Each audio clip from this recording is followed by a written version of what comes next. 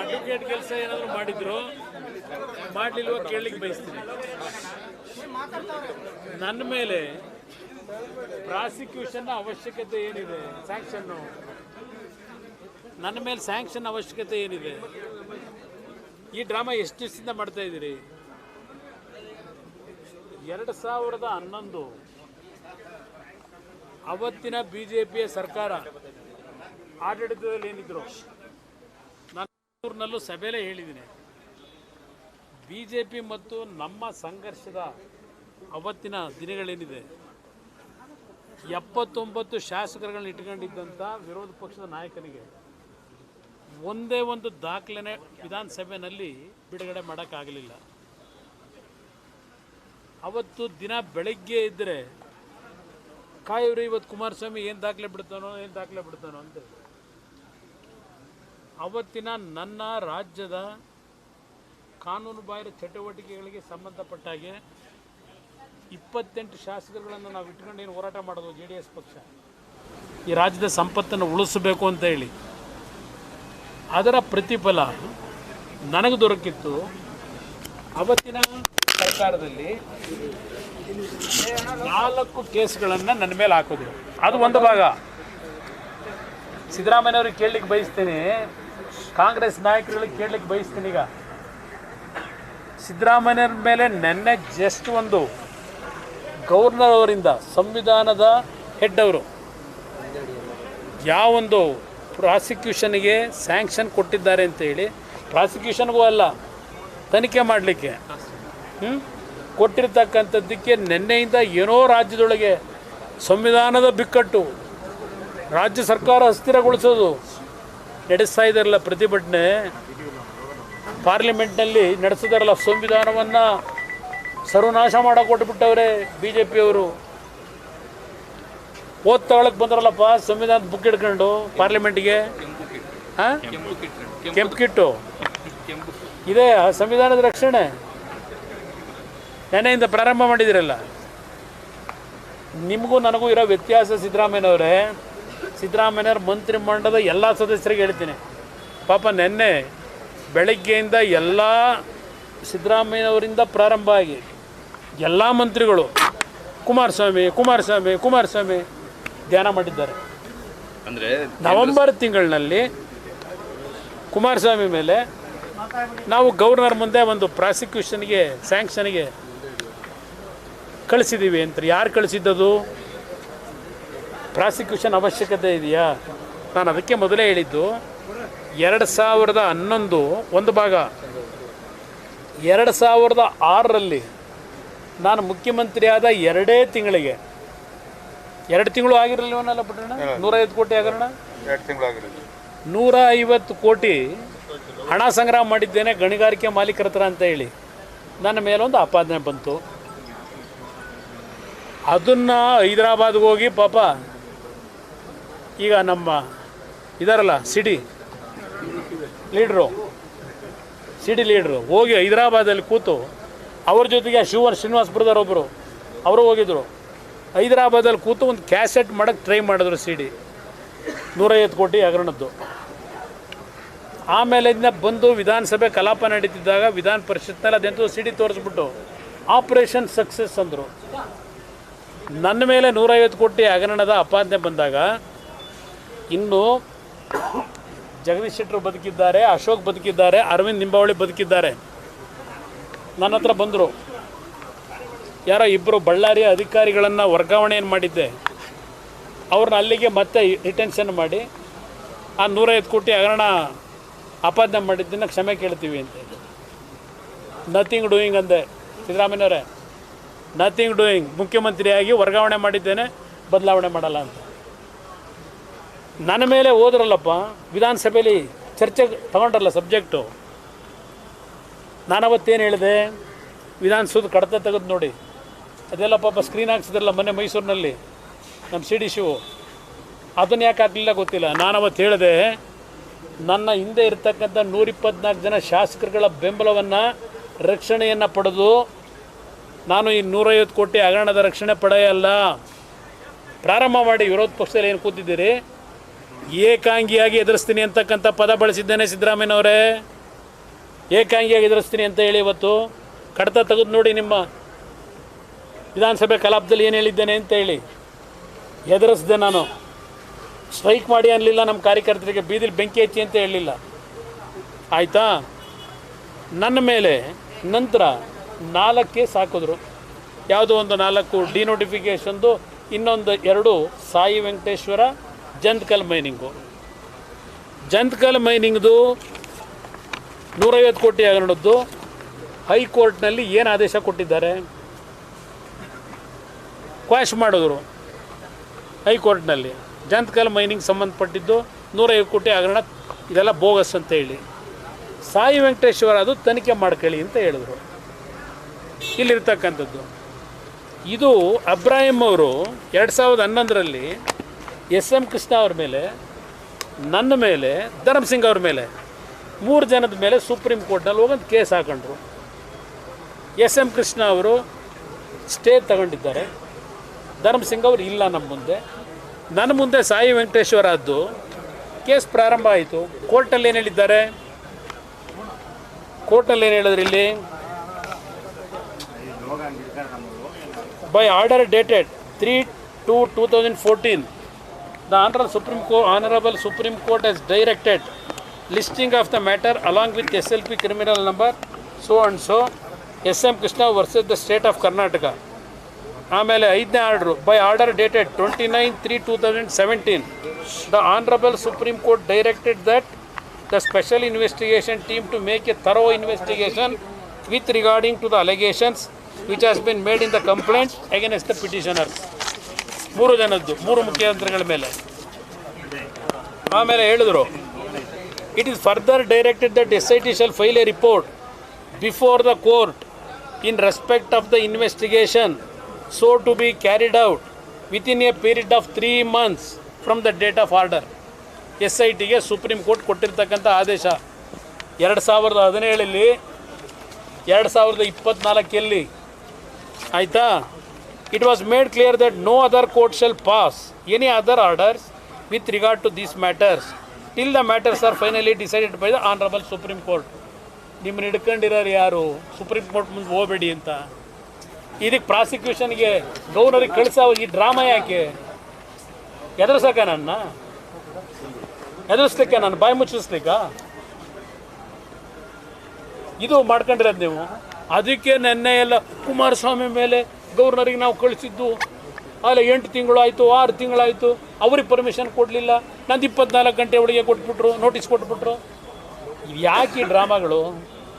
ಹೆದರಿಸಿ ನೀವು ತಪ್ಪು ಮಾಡದೇ ಇದ್ದರೆ, ನಿಮ್ಮೆಲ್ಲ ನೈತಿಕತೆ ಉಳಿಸ್ಕೊಂಡಿದ್ರೆ, ಈಗ ನಮ್ಮ ಸಂವಿಧಾನದ ಹೆಡ್ ಅವರು ಗವರ್ನರ್ ವಿರುದ್ಧ ರಾಜ್ಯದಲ್ಲೇ ಮೊದಲನೇ ಬಾರಿಗೆ, ಬಹುಶಃ ರಾಷ್ಟ್ರದಲ್ಲೇ ಇರ್ಬೋದು, ಈ ರೀತಿ ಗವರ್ನರ ಮುಖಕ್ಕೆ ಫೋಟೋಗಳಿಗೆ ಕಪ್ಪು ಬಸಿ ಬೆಳೆದು ಟೈರ್ ಸುಟ್ಕೊಂಡು ಮಂತ್ರಿಗಳಿಂದ ಹಿಡಿದು ಎಲ್ಲರೂ ನಾಳೆಯಿಂದ ಪ್ರತಿಭಟನೆ ಇಡೀ ರಾಜ್ಯದಲ್ಲಿ ಮಾಡಬೇಕು.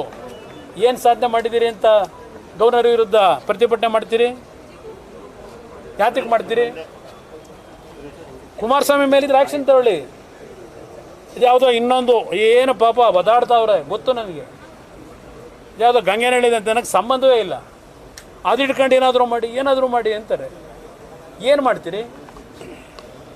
ಧೈರ್ಯವಾಗಿದ್ದೀನಿ, ಧೈರ್ಯವಾಗಿದ್ದೀನಿ. ಕೇಂದ್ರ ಸರ್ಕಾರದ ಮೇಲೆ ನೋಡ್ರಿ, ಇದು ಕೇಂದ್ರ ಸರ್ಕಾರನ ಯಾಕೆ ದೂರ್ತೀರಿ? ನೀವು ಸರಿಯಾಗಿದ್ದರೆ ಕೇಂದ್ರ ಸರ್ಕಾರ ಯಾಕೆ ದೂರ್ತೀರಿ? ಈಗ ಯಾಕೆ ಸ್ಟಾಲಿನ್ ಮೇಲೆ ನಡೀತಾ ಇಲ್ಲ? ತೆಲಂಗಾಣದಲ್ಲಿ ಯಾಕೆ ನಡೀತಾ ಇಲ್ಲ?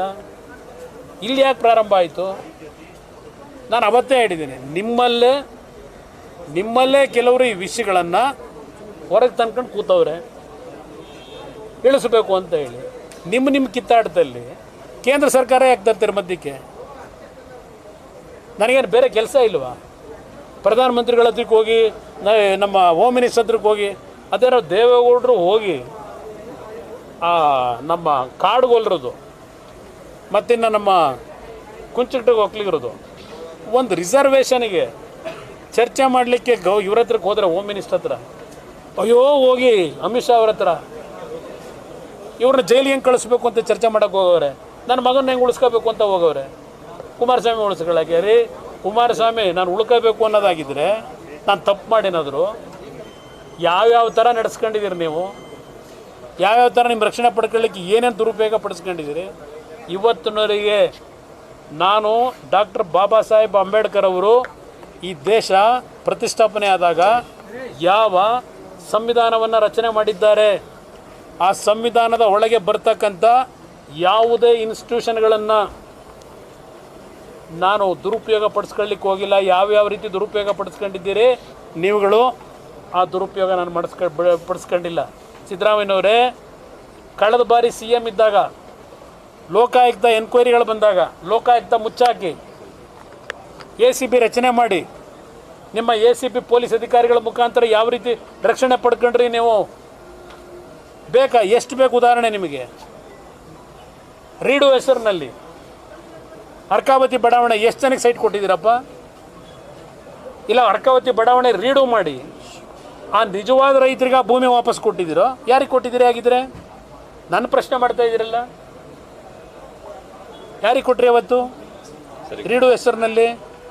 ಇವತ್ತು ಗವರ್ನರ್ ವಿರುದ್ಧ ಕಾಂಗ್ರೆಸ್ ಸರ್ಕಾರ ಮಂತ್ರಿಗಳಿಗೆ ಮೀಟಿಂಗ್ ಕರ್ಕೊಂಡು ಗೋಗರ್ಕೊಂಡು ಅಯ್ಯೋ ಎಲ್ಲ ನನ್ನ ಪರ ನಿಂತ್ಕೊಂಡು ಹೇಳಿಕೆ ಕೊಡಿ. ಏನು ನೆನ್ನೆಯಿಂದ ಕೊಟ್ಟಿದ್ದು ಹೇಳಿಕೆನ ಏನು ಎಲ್ಲ ಕಾನೂನು ತಜ್ಞರುಗಳೆಲ್ಲ ಏನು ಕೊಟ್ಟಿದ್ದೀವೋ ಪ್ರತಿಭಟನೆ. ಲೋಕಾಯುಕ್ತ ಅಧಿಕಾರಿಗಳು ತಮ್ಮ ವಿರುದ್ಧ ಪ್ರಾಸಿಕ್ಯೂಷನ್ ಕೇಳಿರೋದು ಬ್ಲಾಕ್ ಮೇಲ್ ಅಂತನಾ ಏನು? ಯಾರು? ಇನ್ನೇನು ಮತ್ತೆ ಯಾತಿಗೆ ಬೇಕು ಇದಕ್ಕೆ ಸ್ಯಾಂಕ್ಷನ್ನು? ಗವರ್ನರ್ದು ಕೋರ್ಟಲ್ಲಿದೆ, ಸುಪ್ರೀಂ ಕೋರ್ಟ್ ಏನು ಹೇಳವ್ರೆ? ಹೇಳಿರೋದೇನು supreme court? It was further directed that the SIT shall file a report before the court in respect of the investigation so to be carried out within a period of 3 months. 2017ರಲ್ಲಿ ಕೊಟ್ಟಿರ್ತಕ್ಕಂಥದ್ದು supreme court. ಯಾತಿಗೆ supreme court ಮುಂದೆ ಹೋಗಿಲ್ಲ ನೀವು?